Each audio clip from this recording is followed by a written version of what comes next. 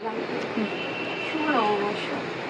আজকের দিনটা সবার খুব ভালো কাটুক, সবাই খুব সুস্থ থাকুক, ভালো থাকুক। আমি রেডি হয়ে গেছি। আমি একটু মন্দিরে যাব, সিদ্ধেশ্বরী মায়ের মন্দিরে পুজো দিতে।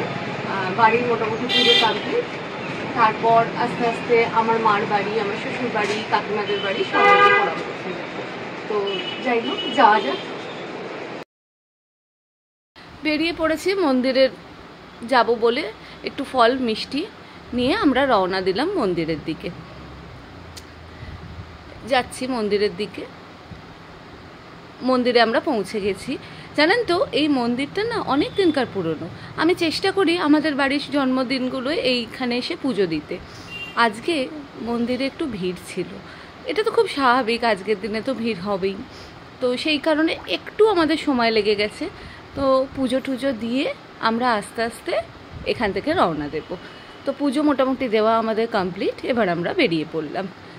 এবার আমরা বেরিয়ে একটু কড়াইশুঁটির কচুরি আর চা খেলাম। তো একটু কিছু না খেলে তো ভাল লাগছে না। সকালে কিচ্ছু খাওয়া হয়নি আজকে। তো আমার আর মেয়ের এই চা খাওয়াটা খুব ফেভারিট একটা খাবার। তো দুজনে চা খেয়ে বেরিয়ে পড়লাম। তারপর গেলাম আমার শ্বশুর বাড়ি। এটা হচ্ছে আমার শ্বশুর বাড়ি। শাশুড়ি মাকে প্রণাম করব। এখান থেকে যাব মায়ের বাড়ি। বেরিয়ে পড়েছি, মায়ের বাড়ির দিকে যাচ্ছি। যেতে যেতে এই একজনের সঙ্গে দেখা। এ আমাদের খুব কাছের এক বন্ধু। তো নিয়ে এই যে মায়ের বাড়ি ঢুকে গেছি। এবার আস্তে আস্তে দেখবেন আরও আমার অনেক ছোট ছোট বাচ্চা আছে। এরা আমার খুব প্রিয়, খুব কাছের আমার কাছে। এই যে আমি মায়ের বাড়িতে দেখুন গাড়ি রাখবো আর সব দৌড়ে দৌড়ে আসবে শুধু আদর খেতে। এরা খুব আদর প্রিয়। এই আর কি। এখান থেকে এবার আমি ঢুকবো মায়ের বাড়ি। এই হচ্ছে আমার মায়ের বাড়ি। গিয়ে দেখবো মা কী করছে। মা রান্না করতে ব্যস্ত, তাই চলে গেলাম কাকিমণির কাছে। কাকিমণিকে প্রণাম করব। করে আস্তে আস্তে আমরা বাড়ির দিকে রওনা দিলাম।